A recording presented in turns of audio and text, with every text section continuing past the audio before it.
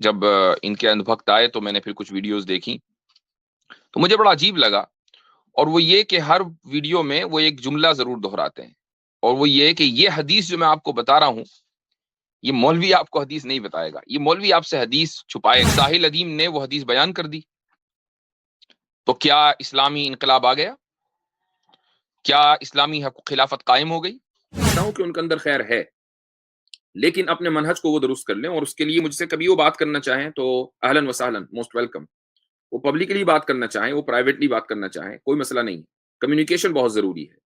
اور میرا لنک سمجھ پائیں وہ یہ ہے کہ برٹش جو تھے انہوں نے یہ چیز دیکھی کہ مسلمانوں میں علماء کی قدر اور احترام بہت زیادہ ہے، بہت زیادہ، جی اور اس احترام اور قدر کی وجہ سے علماء جب ان کو اشارہ کرتے ہیں یہ اپنی جانیں تک لٹا دیتے ہیں۔ انہوں نے دیکھ لیا تھا اس کو جی 1857 میں۔ جی تو جب یہ چیز دیکھی تو انہوں نے یہ کہا کہ ان کو اسی طرح گرایا جائے جس طرح یورپ میں چرچ کو گرایا گیا تھا، بالکل۔ بدنام کر کے۔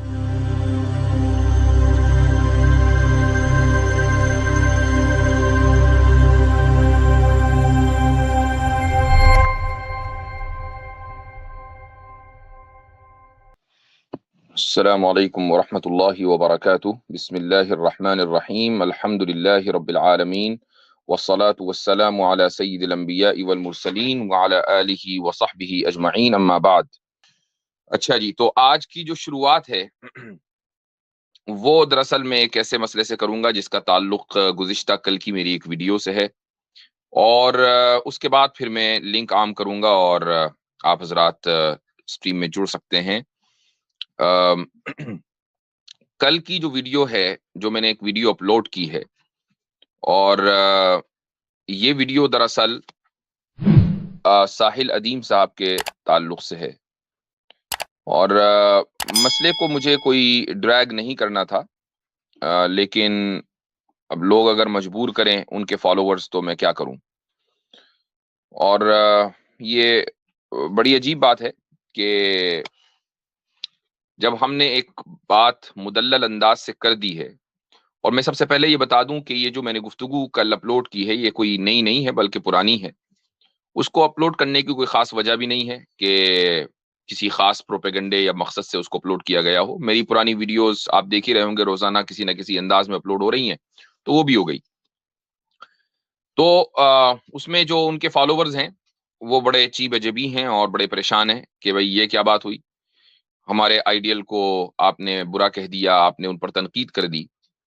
تو اگر میں یہی پوچھتا ہوں ان لوگوں سے کہ بھئی اگر آپ پورے ایک طبقے علماء کے اوپر اس طرح تنقید کرتے ہیں گویا کہ وہ لوگ مجرم ہوں اور آپ ہی ایک اکلوتے مصلح ہوں، تو جب آپ کو جواب دیا جائے تو پھر آپ کے جو فالوورز ہیں وہ پریشان ہو جائیں، اور اس کی وجہ یہ ہے کہ وہ آپ کو ہی حق پر سمجھتے ہوں اور یہ سمجھتے ہوں کہ آپ ہی دراصل مہدی ہیں۔ تو یہ چیز تو ڈبل اسٹینڈرڈ ہے۔ جس طریقے سے آپ دوسرے پر تنقید کرتے ہیں تو خود بھی پھر تنقید سننے کا حوصلہ ہونا چاہیے۔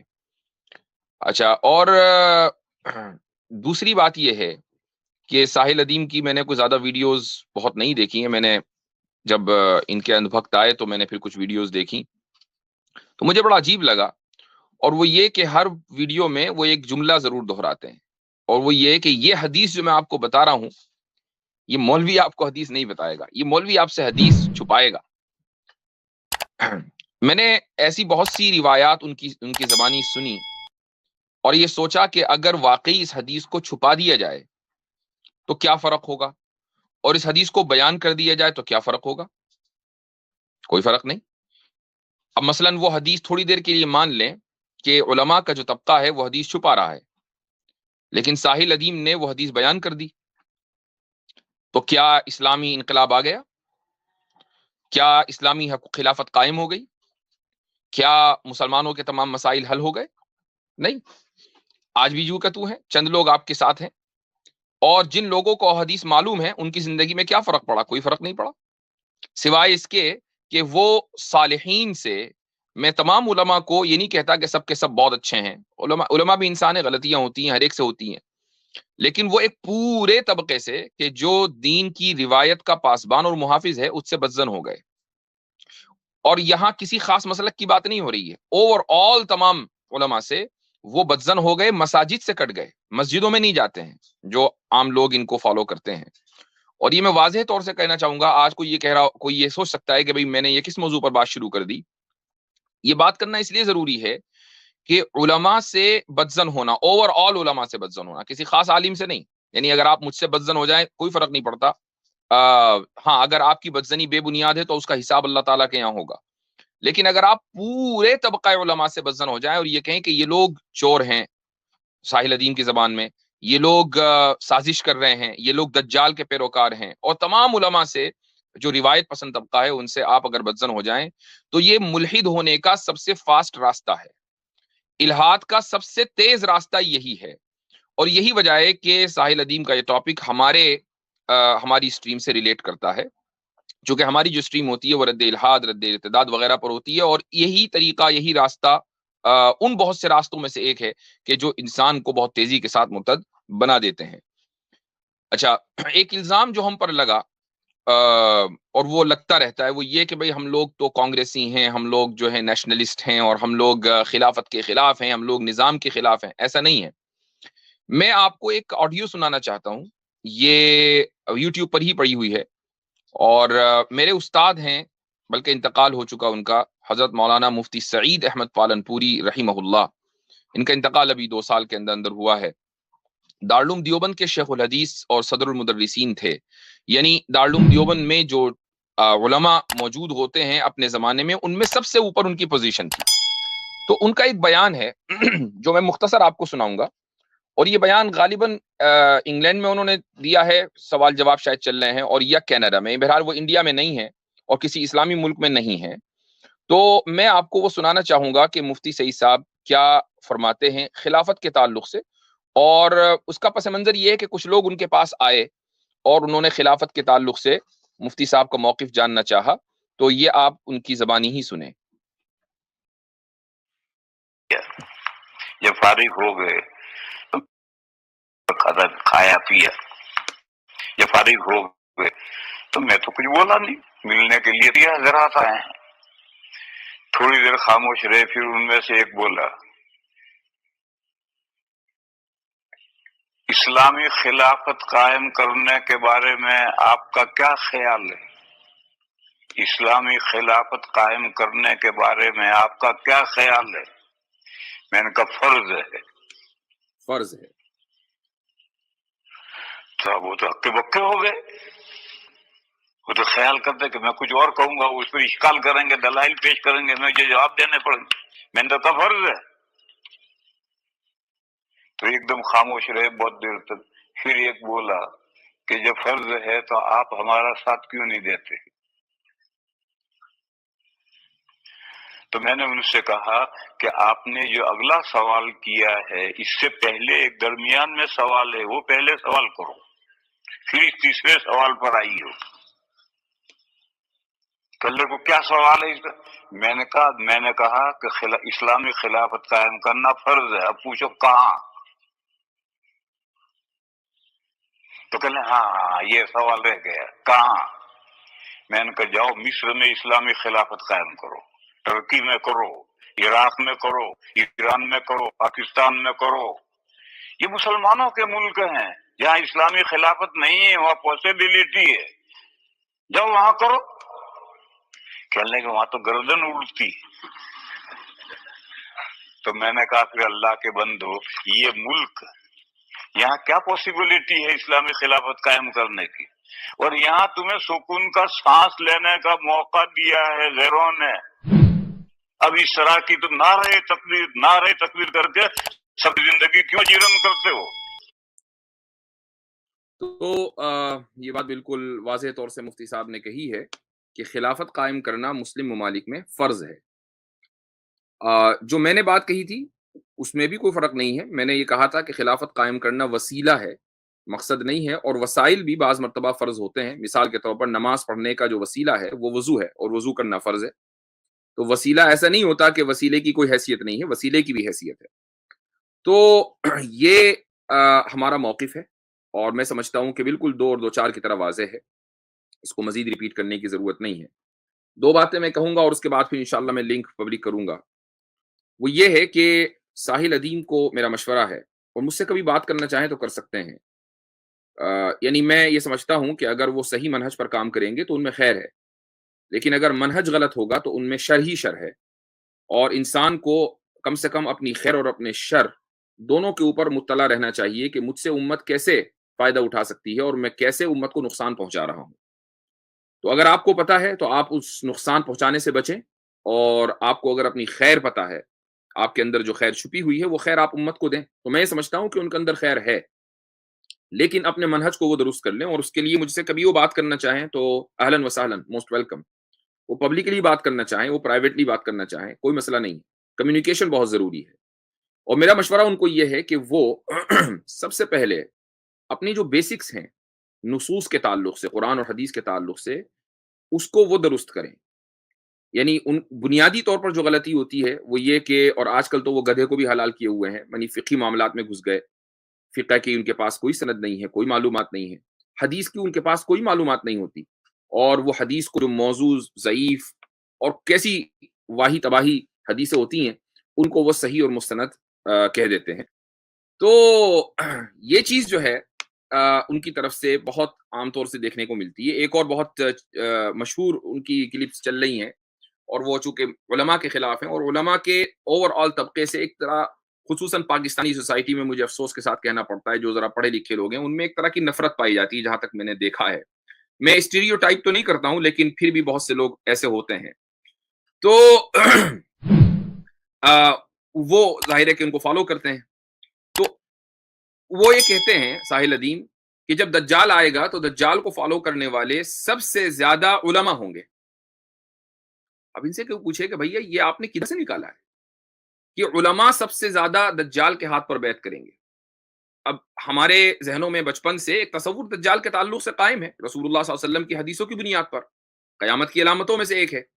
لیکن اگر آپ کو کوئی یہ بتا دے کہ دیکھو یہ جو علماء ہیں نا یہی آئیں گے دجال کے ساتھ، تو جس کے ذہن میں یہ تصور بچپن سے قائم ہے اور مضبوطی اور رسوخ کے ساتھ قائم ہے، تو اس کو تو بدظن ہونا ہی ہے۔ لیکن ایسی کوئی حدیث موجود نہیں ہے کہ جس میں یہ ہو کہ رسول اللہ صلی اللہ علیہ وسلم نے ایسی کوئی بات ارشاد فرمائی ہو۔ البتہ ایک حدیث ہے جس کا تعلق دجال سے ہے، لیکن انڈائریکٹلی۔ اس حدیث کو میں آپ کے سامنے پڑھ کر سنا دیتا ہوں۔ وہ حدیث یہ ہے، اس میں مسند احمد میں ہے غالباً، جی ہاں مسند احمد میں، حدیث نمبر ہے 21296۔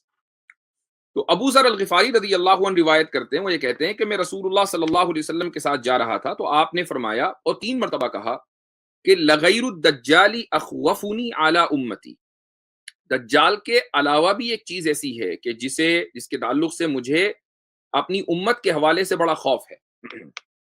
3 مرتبہ یہ بات کہی، تو میں نے کہا کہ یا رسول اللہ ما ھذا الذی غیر الدجال اخوفک علی امتی کا، کہ دجال کے علاوہ وہ کون سی چیز ہے کہ جو آپ اپنی امت کے حوالے سے بہت زیادہ آپ کو پریشان کرتی ہے؟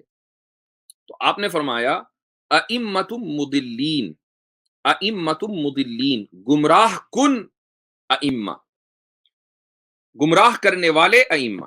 یہ حدیث کے الفاظ ہیں، حدیث ضعیف ہے، اور یہ الگ بات ہے کہ اس کی بہت سی سندیں ہیں، تو سندوں کے ساتھ مل کر وہ حسن لغیرہ ہی بن جاتی ہے۔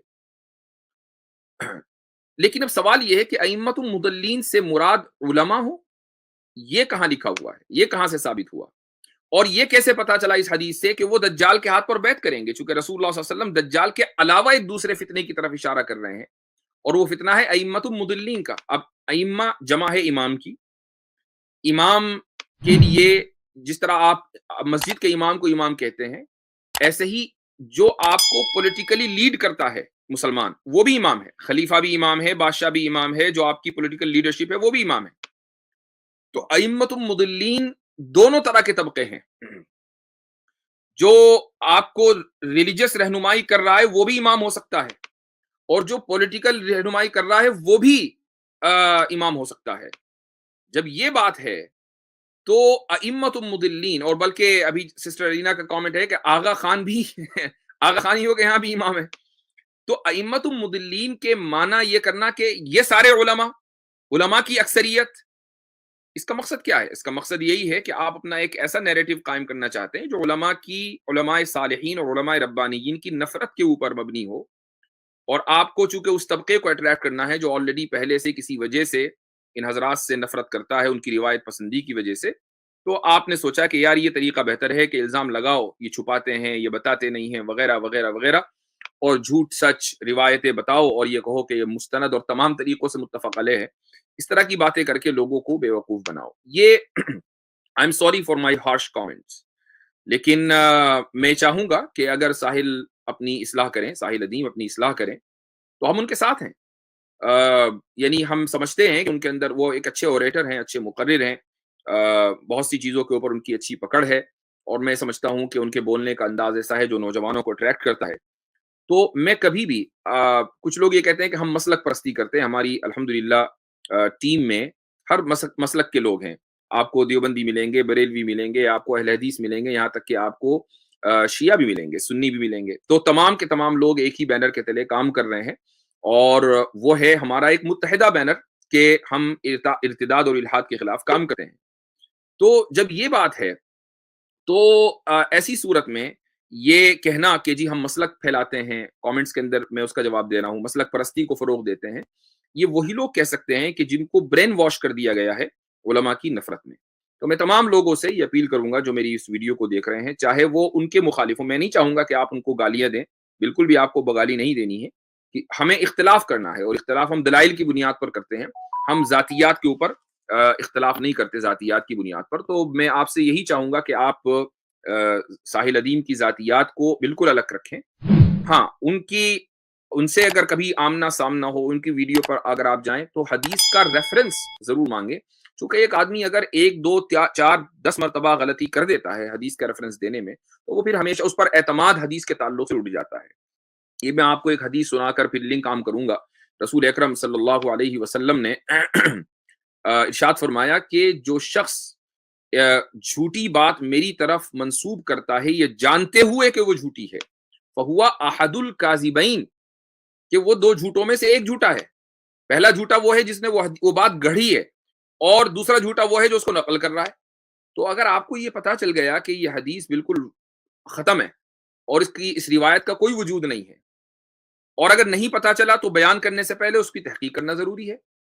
تو دونوں طور اعتبار سے آپ کو نہیں پتا، اگنورینس ایکسکیوز نہیں ہے، آپ کو نہیں پتا ہے تو آپ تحقیق کریں، سیکھیں، اور پتا ہے تو آپ بیان کیوں کر رہے ہیں۔ تو یہ چیزیں اہم ہیں، اور حدیث کے تعلق سے ہمیں بالکل بھی نرمی اختیار نہیں کرنی۔ حدیث رسول کوئی معمولی چیز نہیں ہے۔ ایک آدمی کو اگر ہم یہ دیکھ رہے ہیں کہ وہ فریکوینٹلی موضوع حدیث سے بیان کر رہا ہے اور غلط سلط چیزیں رسول اکرم صلی اللہ علیہ وسلم کی طرف منسوب کر رہا ہے، تو ظاہر ہے کہ پھر علماء کو سامنے آنا پڑے گا۔ اگر علماء سامنے نہیں آئیں گے تو یہی غلط سلط حدیثیں رسول اکرم صلی اللہ علیہ وسلم کی طرف منسوب ہو کر معاشرے کے اندر پھیل جائیں گی، رواج پا جائیں گی، پھر اس کی اصلاح کیسے ہوگی؟ تو بر وقت ہمیں یہ کہنا پڑے گا کہ آپ پہلے اپنی بنیادوں کو مضبوط کریں، علم سیکھیں، اس کے بعد پھر آپ سامنے آئیں، اور یہ بھی کوئی ضروری نہیں ہے کہ آپ اس کے لیے کسی مدرسے میں داخلہ لیں۔ مثال کے طور پر ڈاکٹر اسرار احمد کا جو نظریہ ہے وہ تقریباً وہی تھا جو ساحل ادیم کا ہے، لیکن ڈاکٹر اسرار احمد رحمۃ اللہ علیہ ایک بڑی معتبر شخصیت تھے۔ ان سے اختلاف علمی بنیادوں پر تو آپ کر سکتے ہیں، لیکن یہ کہنا کہ یعنی ان کے اوپر الزام لگانا، یا ان کو شہرت کا طالب کہنا، یا مثلاً یہ کہنا کہ ان کا رویہ علماء کے خلاف تھا، ایسا کبھی نہیں آپ کو ملے گا۔ وہ تو علماء کی بہت زیادہ عزت کرتے تھے، احترام کرتے تھے۔ تو ان کی کسی بات سے علمی طور پر آپ اختلاف کریں وہ الگ ہے، لیکن میں تو ان کو نہایت ہی قابل احترام شخصیت سمجھتا ہوں۔ تو اس لیے یہ وضاحت بہت زیادہ ضروری تھی، چونکہ کل جو ویڈیو میں نے اپلوڈ کی اس میں نے دیکھا کہ ان کے جو کچھ انبک تھے وہ تھوڑا سا عجیب عجبی ہو رہے ہیں۔ اچھا حضرت، میں نا چونکہ میں خود ڈسا رہا ایک پورے عرصے تک، اور بڑے زور و شور کے ساتھ یہ جو طبقہ ہے اس کے میں خلاف رہا، جن کو ہم عام طور پر علماء کے نام سے یاد رکھتے ہیں جی، وہ الگ چیز ہے کہ جب ہم ڈیپ اس پورے کے پورے سسٹم کو سمجھتے ہیں کہ کس طریقے سے یہ کام ہو رہا ہے، تو خود علماء کے اندر یہ ایک سمجھ لیں مزاج موجود ہے کہ ان کو بھی پتا ہے کہ ہم لوگ کہاں غلطی کر جاتے ہیں، یا ہمارا طبقہ جو ہے یا ہماری برادری جو ہے جسے کہنا چاہیے وہ کہاں غلطی کر جاتی ہے۔ اچھا جو میں سمجھ پایا ہوں، جو لنک سمجھ پایا ہوں وہ یہ ہے کہ برٹش جو تھے انہوں نے یہ چیز دیکھی کہ مسلمانوں میں علماء کی قدر اور احترام بہت زیادہ ہے، بہت زیادہ، جی اور اس احترام اور قدر کی وجہ سے علماء جب ان کو اشارہ کرتے ہیں یہ اپنی جانیں تک لٹا دیتے ہیں. انہوں نے دیکھ لیا تھا اس کو جی 1857 میں. جی تو جب یہ چیز دیکھی تو انہوں نے یہ کہا کہ ان کو اسی طرح گرایا جائے جس طرح یورپ میں چرچ کو گرایا گیا تھا، بالکل بدنام کر کے. اور جس طرح یورپ میں چرچ کو گرانے کے بعد سوائے الحاد، ارتداد اور سیکولرزم کے کوئی اور نتیجہ نہ نکلا تھا، اسی طرح اس پورے کے پورے سسٹم کو ڈسکریڈٹ کر دیا جائے، اس کو ان کے اندر سے جو ایک ہے وہ چیز ختم کر دی جائے اور اپنے بندے پلانٹ کیے جائیں. یعنی دو طرح کے کام کیے، ایک یہ کہ اس پورے کے پورے سسٹم کو مشکوک کیا جائے، اور دوسرا بندے پلانٹ کیے جن میں ایک مرزا غلام احمد قادیانی بڑا نمایاں نام ہے، اور بھی کئی لوگ، سر سید احمد خان کے بارے میں بھی اختلاف کرتے ہیں کچھ لوگ. خیر بہرحال میں بھی اس میں نہیں جانا چاہتا ڈیٹیل میں، وہ آپ بہتر سمجھتے ہیں. تو میں یہ چیز سمجھا ہوں کہ جب میں ارتداد کے بارڈر پہ سمجھ لیں یا لحاد کے بارڈر پہ تھا، تو سب سے زیادہ جس چیز نے مجھے دور کیا وہ ان کی نفرت تھی، علماء یعنی کی دل کے نفرت. اندر علماء کی نفرت. جی اچھا، فرقوں کی وجہ سے یا اختلافات کی وجہ سے، غلطیوں کی وجہ سے، جو بھی ہے، جی اس سے ہوتا کیا ہے نقصان کہ جب آپ کسی مطلقاً علماء کے طبقے کو غلط کہتے ہیں تو گویا آپ یہ کہہ رہے ہیں کہ بس پھر اسلام غائب ہو گیا بیچ میں سے. یعنی ایک دروازہ ہے جس دروازے کے ذریعے آپ اسلام تک پہنچتے ہیں، ٹھیک ہے، اور جی جی جب آپ نے اس دروازے کو کرپٹ کر دیا، ڈسکریڈٹ کر دیا، تو گویا آپ نے اسلام کو خود سمجھنے کی کوشش کی. میں بالکل اس چیز کا انکار نہیں کر رہا کہ ہر مسلمان کو علم حاصل کرنا چاہیے. جی مسئلہ ہے اس شدت کا، جو شدت علماء کی نفرت سے بڑھتے بڑھتے پھر اسلام اور مذہب بیزار ہو جاتی ہے. جی یہ ہے وہ شدت جو پہلے یہ چیز ہوتی ہے. اچھا، قادیانی جو یہ حدیث انہوں نے پڑھی ہے نا، جو آپ کہہ رہے ہیں آپ کو نہیں ملے گی، یہ میں بتا دیتا ہوں کہاں ملے گی. یہ مرزا غلام احمد قادیانی کی کتاب میں ہے. ہاں جی، دجال کے تعلق سے. دجال کے تعلق سے جو حدیث پیش کی ہے. جی جی جی اچھا، جی، یہ قادیانی کی کتاب میں، یہ وہاں سے روایت کر کے کہہ رہے ہیں کہ یہ صحیح حدیث، متفق علیہ حدیث ہے. انا یہ للہ و روایت انا الیہ راجعون. یہ روایت ہر مرزا طرح غلام سے احمد متفق قادیانی علیہ. نے مرزا غلام احمد قادیانی نے ایسی کئی حدیثیں گھڑیں جس میں یہ کہا کہ نبی پاک صلی اللہ علیہ وسلم کی ایک حدیث ہے کہ 14ویں صدی کے آخر میں آنے والے علماء ہیں وہ زمین کے نیچے بدترین مخلوق ہوں گے اور وہی دجال کے پیروکار ہوں گے. مرزا غلام احمد قادیانی نے اپنی کتاب کے اندر حدیثیں لکھی کہ کہا کہ سب سے زیادہ جو دجال کے پیچھے لوگ جائیں گے وہ علماء ہوں گے. یہ اس نے حدیثیں نبی پاک صلی اللہ علیہ وسلم کی طرف منسوب کر کے، یہ مرزا غلام احمد قادیانی کی کتاب ہے. اب مقصد کہنے کا یہ ہے کہ آپ دیکھیں گے یہی وجہ ہے کہ جب آپ میں نہیں کہہ رہا ساحل الدین قادیانی ہے، میں یہ نہیں کہہ رہا، میں جی کہہ جی رہا ہوں یہ زبان زدے عام چیزیں مشہور ہو جاتی ہیں جب آپ ایک چیز ایک سے نفرت کرنا شروع کر دیتے ہیں. اچھا، وہ آپ دیکھیں قادیانیوں کے اندر بھی یہ مزاج پایا جاتا ہے کہ وہ علماء سے نفرت کروائیں گے. اس کی وجہ یہ ہے کہ جو وہ ڈنڈی مارنا چاہتے ہیں اس ڈنڈی کو عام بندہ پکڑ نہیں سکتا، اس کو ایگزیکٹلی، علماء علماء ہی سب سے بڑی رکاوٹ ہے.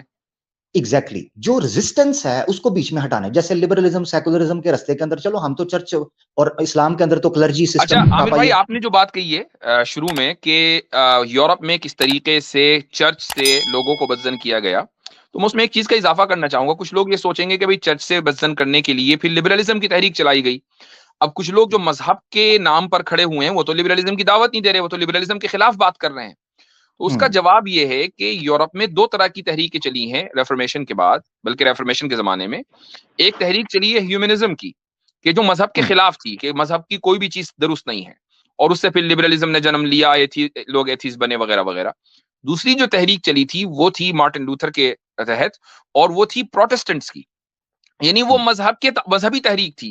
اور اس کا مقصد یہ تھا کہ بھئی یہ جو ہمارے ریلیجیس اسکالرز ہیں ان کو ہٹاؤ، پوپ کو ہٹاؤ، فلاں کو ہٹاؤ، پادری کو ہٹاؤ، سیدھے ہم تو ڈائریکٹ جو ہے وہ بائبل سے اپنا ہم ہدایت لیں گے، اور ایک عام آدمی بھی بغیر کسی کوالیفیکیشن کے بائبل سے اپنے آپ کو کنیکٹ کر سکتا ہے. یہ دوسری تحریک چلی تھی جس کو ہم آج پروٹسٹنٹزم کہتے ہیں.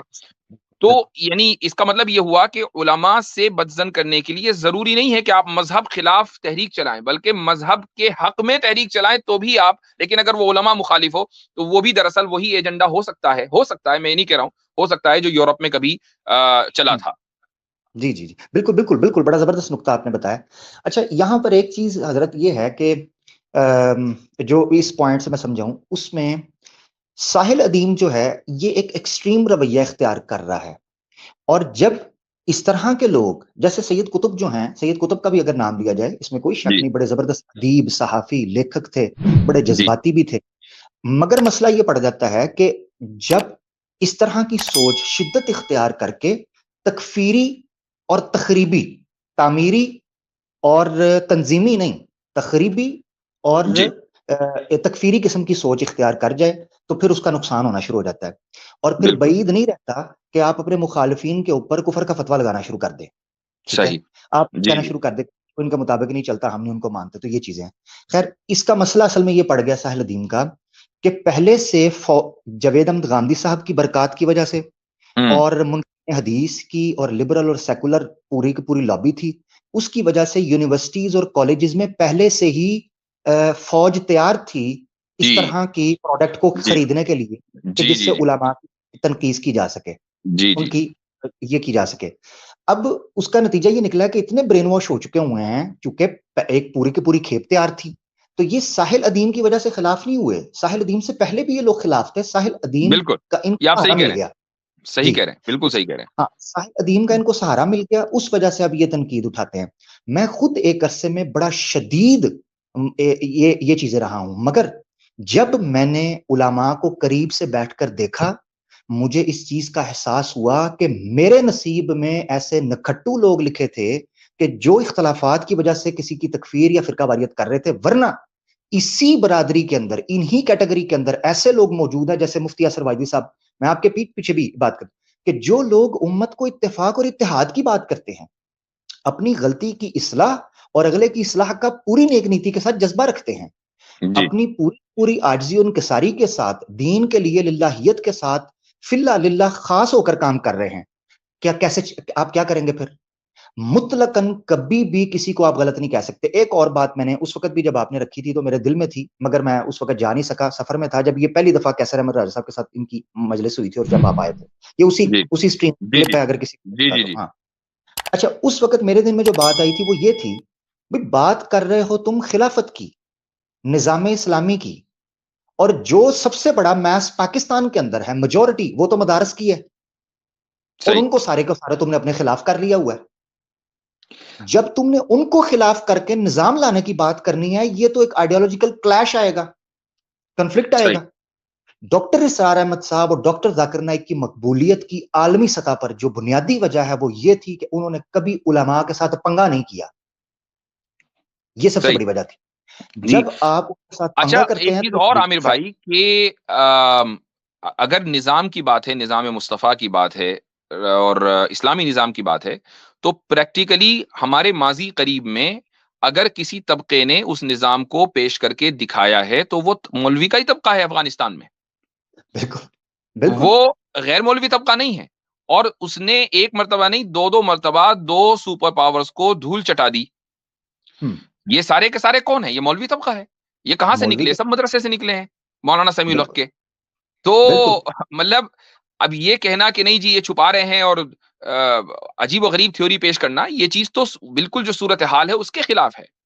खिलाफ है। और लाख इख्तलाफ भी, हजरत आप लाख इख्तलाफ भी करें, जी टीएलपी की जी बात कर, लाख जी इख्तलाफ करें खातम हुसैन रिजवी के साथ, जी इस वक्त पाकिस्तानी रियासत में, पाकिस्तान की अगर हम बात करें, क्योंकि ये पाकिस्तान से है, और जो जिनकी मुफ्ती साहब की आपने, आपका जो उस्ताद मोहतरम थे मरहूम, जी जिनकी जी आपने बात सुनाई थी, उन्होंने बिल्कुल ठीक कहा था कि जी भाई ये लॉलीपॉप जहां पर मुसलमान माइनॉरिटी के अंदर है, ये लॉलीपॉप मत बेचो।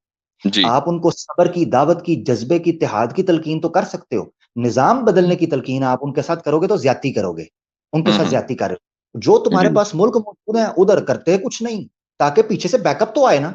मिसाल के मैं उस डिटेल में नहीं जाना चाहता क्योंकि वो बात थोड़ी सी कंट्रोवर्शियल ना हो, वापस आ जाते हैं। तो ये साहिल अदीम साहब टीएलपी के साथ हाथ मिलाए ना, वो तो कहते हैं दीन इस्लाम को तख्त पर लाना है, दीन को तख्त पर जी लाना है, तो जी टीएलपी के साथ हाथ मिलाए, क्यों नहीं जाते वहां पर? वो तो दीन इस्लाम के निजाम की बात करते हैं। इसका हम्म, मकसद ये है कि सिर्फ एक कैची किस्म की और ये ग्लैमरस किस्म की, ठीक है, महंगे पैंट कोट पहने, अच्छे सोफों पर बैठे, बैकग्राउंड बड़ा जबरदस्त लगाया, अच्छी गाड़ी में बैठे, बिजनेस क्लास के अंदर फ्लाइट किया और जनाब निजाम लाने की बात करनी है। बहुत अच्छे, बहुत अच्छे। जी। सिर्फ दाढ़ी और लंबे बाल रखने से कोई जो है ना वो, ये चीज नहीं आमिर भाई बनती। मैं एक माजूद, कमेंट दिखाना चाहूंगा मैं ایک کامنٹ جی دکھانا چاہوں گا، حالانکہ اس طرح کے کامنٹ کو اسکرین پہ لانے کا کوئی مطلب نہیں ہے، لیکن اندھ بھکتی کا لیول ذرا چیک کریں. یہ دیکھیں، اندھ بھکتی کا لیول دیکھیں. کہہ رہے ہیں کہ ساحل ادیب نے مفتیوں کی دکان بند کیا ہے، اس لیے فتوا تو لگے گا ہی اس پر.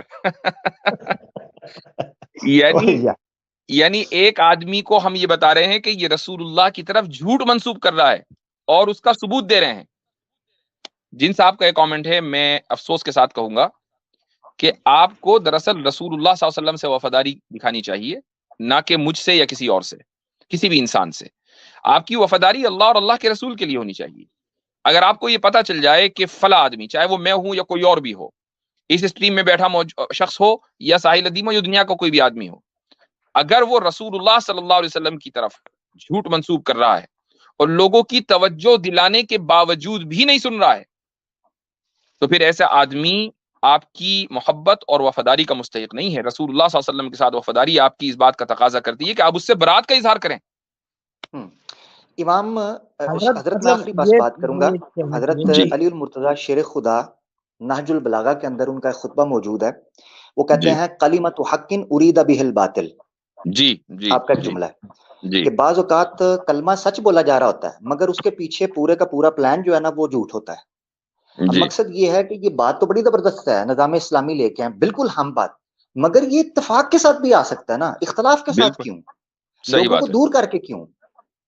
ٹھیک ہے، تو جی بس جی یہ جی میری گزارش تھی. حضرت اتفاق اور اتحاد کے ساتھ اختلاف کرنے کا سب کو حق ہے. جو پھوٹ ڈالنے کی کوشش کرے گا، اور علماء، میں اکثر کہا کرتا ہوں میرے نزدیک مولوی یہ گوروں کی دی ہوئی ٹرم ہے. حقیقت میں جی جو علماء کی جو وہ اللہ نے استعمال کی ہے، حقیقت میں بالکل علماء جو ہیں ان کا قدر اور احترام ہم کریں گے، لاکھ اختلاف صحیح. ہم نے اپنے ائمہ اسلاف سے، جو ہمارے بڑے بڑے ائمہ فقہا گزرے ہیں، ان کے آپ اختلاف دیکھیں.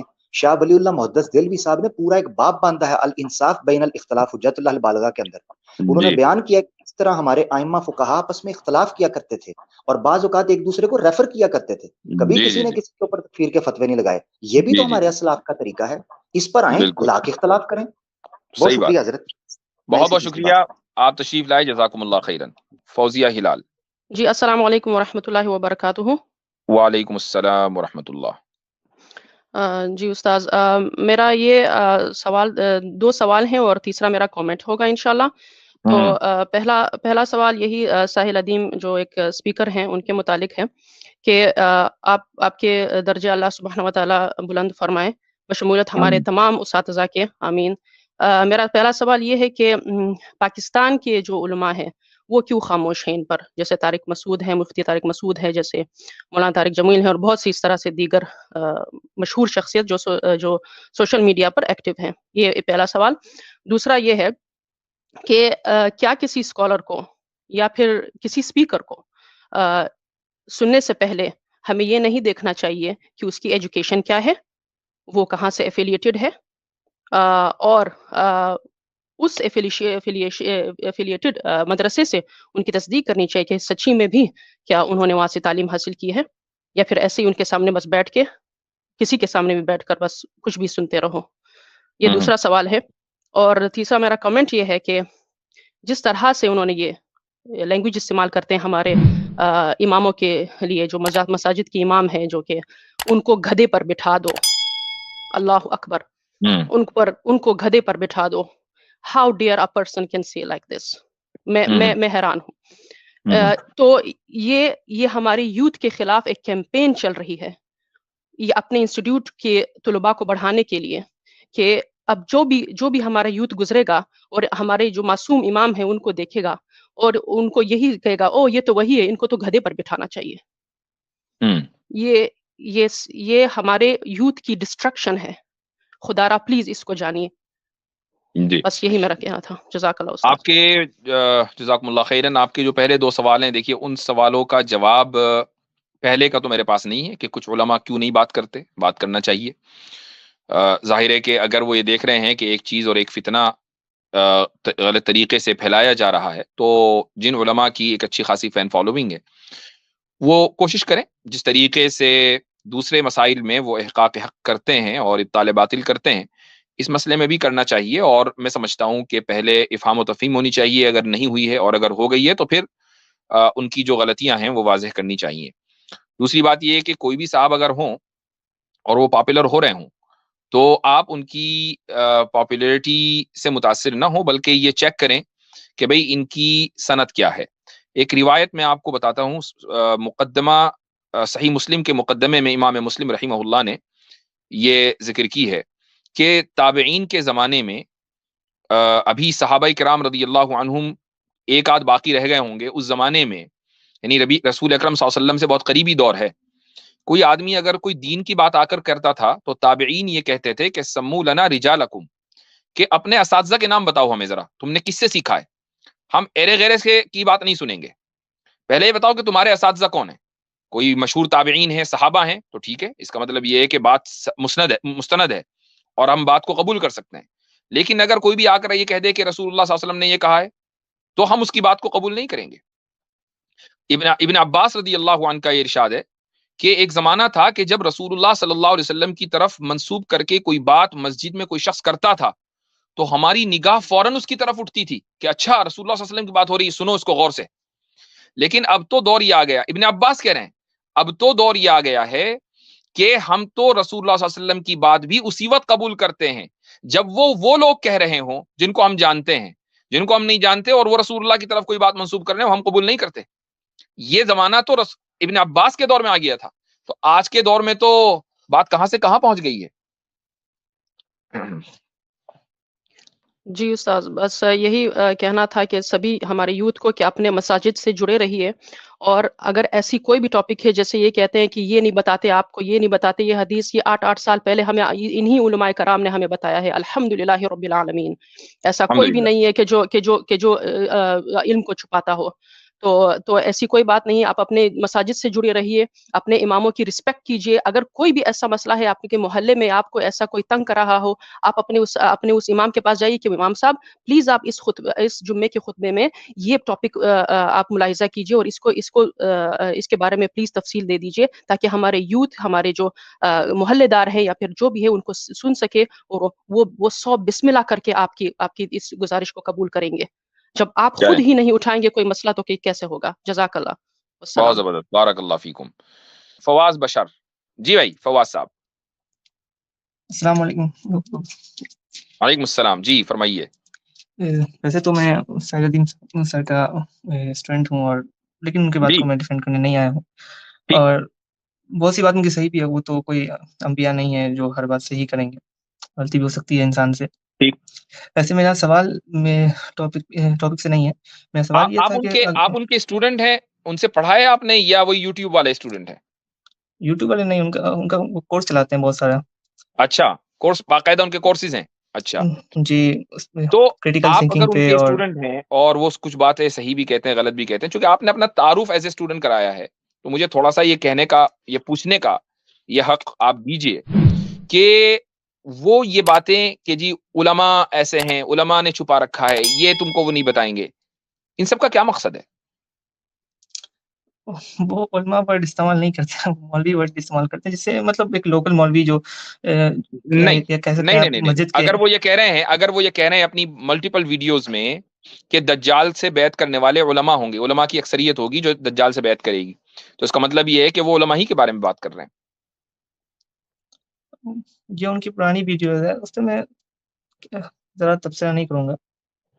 نہیں یہ دیکھیں، آپ ایز اے اسٹوڈنٹ کم سے کم یہ تو ویریفائی کریں نا۔ اچھا، دوسری بات یہ کہ جن مولویوں کو وہ کہہ رہے ہیں کہ یہ مولوی چھپا رہے ہیں، وہ کون مولوی ہیں؟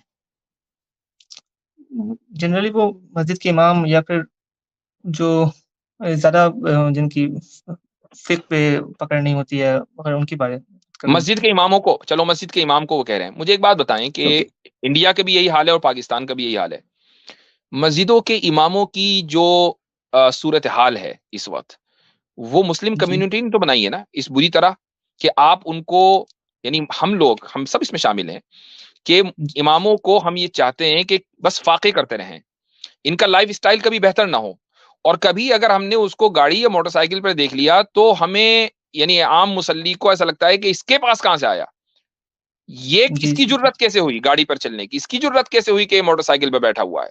تو آپ نے اس کی معاشی حالت تو ایسی کی ہوئی ہے، یعنی جب اس کو آپ نے وہ اسٹیٹس دے دیا کہ جو بالکل لو، یعنی ایک مزدور کا نہیں ہے، مزدور اس سے زیادہ کماتا ہے، اور پھر آپ یہ ڈیمانڈ کر رہے ہیں کہ اس عہدے کے اوپر وہ شخصیات آئیں جو بہت ہائیلی کوالیفائڈ ہوں. تو جو ہائیلی کوالیفائڈ ہیں، جنہوں نے اپنی زندگیاں لگا دی ہیں علم حاصل کرنے میں، پھر وہ یہ بھی تو چاہیں گے نا کہ ہماری لائف اسٹائل کچھ بہتر ہو. یہ تو مفتی صاحب میں یہاں پہ ایک بات بولوں گا کہ اب بہت سارے جو ذمہ داران ہیں مسجد کے وہ چاہتے ہی نہیں ہے کہ کوالیفائڈ لوگ آئے، کیونکہ کوالیفائڈ آئیں گے تو وہ ان کے مطابق ان کے اشارے پہ ناچیں گے نہیں. ایسا ہی ہوتا ہے. اور یہ بات آپ نے بالکل صحیح کہی ہے. امریکہ میں جگہ جگہ مسجدوں کا روزانہ کا رونا یہی ہے. امام ہے، امام کو نکال دیا، 1 سال کا کانٹریکٹ کیا اور جیسے کیسے کر کے 1 سال مکمل کیا اور اس کے بعد امام کو چلتا کر دیا. کیوں؟ کہ بھائی امام جو ہے وہ پاپولر ہو رہے تھے کمیونٹی میں. پاپولر کیسے ہو رہے تھے؟ صحیح بات کر کے پاپولر ہو رہے تھے. ان کو نکال دیتا ہے مسجد کا بورڈ. تو آپ ان سے کہیں کہ بھائی اگر تمہیں کچھ بولنا ہے تو مسجد کے بورڈ کے خلاف بولو، مسجد کمیٹی کے خلاف بولو.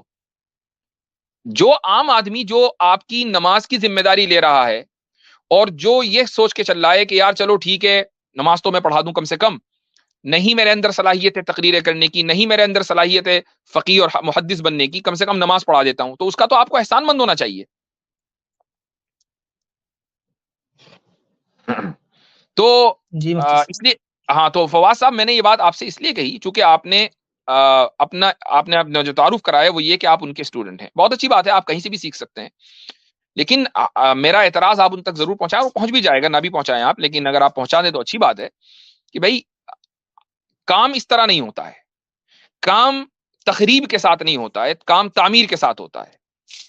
اور جن لوگوں کے اوپر آپ تنقید کر رہے ہیں نا، جن مولوی ملا کے اوپر آپ تنقید کر رہے ہیں، انہوں نے کام کر کے دکھا دیا افغانستان میں. 1 مرتبہ نہیں 2 مرتبہ دکھا دیا. تو آپ تنقید کریں، انصاف کے ساتھ کریں، علمی کریں، یہ والی بازاری تنقید نہ کریں. ہم بھی بازاری تنقید آپ کے خلاف نہ کبھی کریں گے اور نہ انشاءاللہ روا رکھیں گے، نہ کسی کو کرنے دیں گے. کم سے کم اپنے پلیٹ فارم کے اوپر بازاری تنقید نہیں کرنے دیں. حدیثوں کو پہلے چیک کریں، حدیث کا علم حاصل کر لیں، اس کے بعد چیک کریں کہ صحیح حدیث ہے یا نہیں ہے، اس کے بعد اس کو بیان کریں. موضوع حدیث کو صحیح حدیث بیان بنا کر پیش نہ کریں. وہ بھی اسی یہ آپ کی بات کو اس طرح سے بول سکتے ہیں کہ بحیثیت قوم ہم فیل ہو چکے ہیں، اس کو بات اکثر وہ بولتے ہیں. ہاں ٹھیک ہے، وہ کوئی مسئلہ نہیں ہے، ہم بھی کہہ دیتے ہیں. وہ عبد الرحمان صاحب. السلام علیکم. وعلیکم السلام ورحمۃ اللہ. جی ہاں مفتی صاحب خیریت سے؟ الحمدللہ، فرمائیے. جی ساحل ادیم صاحب کے بارے میں نے آپ کا ویڈیو پہلے بھی دیکھا اور آج بھی میں نے ڈسکس پوری سنی ہے.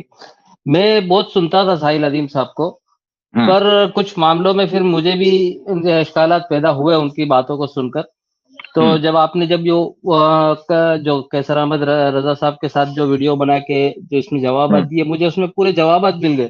اب وہ جو علماء کو جب برا کہیں گے کہ علماء نے یہ نہیں بتایا، علماء نے یہ نہیں بتایا، تو آپ کے پاس جو علم ہے وہ علماء کی بدولت ہی تو ہے. اگر علماء نہ ہوتے تو یہ علم آپ تک کیسے پہنچتا؟ جی جی جی جی صحیح بات ہے، وہ بات ہم آلریڈی کر چکے ہیں. جی اس کے علاوہ کوئی اور بات کر لیجیے، جب تو بات ہو گئی ان پر بہت.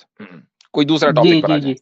جی جی اور ایک بات اور تھی جو مفتی صاحب ان کے بارے میں ہی تھی کہ جب انہوں نے کچھ ان کا لیکچر چل رہا تھا، اس کے اندر ایک اسٹوڈنٹ نے ان کو پوچھا تھا کہ بھائی آپ کے جب لیکچر کے وقت میں جب نماز کا وقت ہوتا ہے تو آپ نماز کے لیے جانے کو نہیں کہتے بلکہ آپ کا لیکچر کنٹینیو رکھتے. تو اس پر بھی انہوں نے بڑی سختی کے ساتھ اس کو جواب دیا تھا کہ آپ اگر نماز پڑھنا چاہتے ہو تو آپ چھوڑ کے جا سکتے تھے. میں نے آپ کو کب روکا تھا؟ حالانکہ ہونا یہ چاہیے تھا کہ آپ اعلان کرتے کہ بھائی نماز کا وقت ہے، فرض ہے، آپ پہلے جا کے ادا کرو پھر میرا لیکچر اٹینڈ کرو. صحیح، ہاں اہم پوائنٹ ہے. چلیے ٹھیک ہے، بہت بہتر ہے. جزاکم اللہ خیرا. جی جزاک اللہ. السلام علیکم.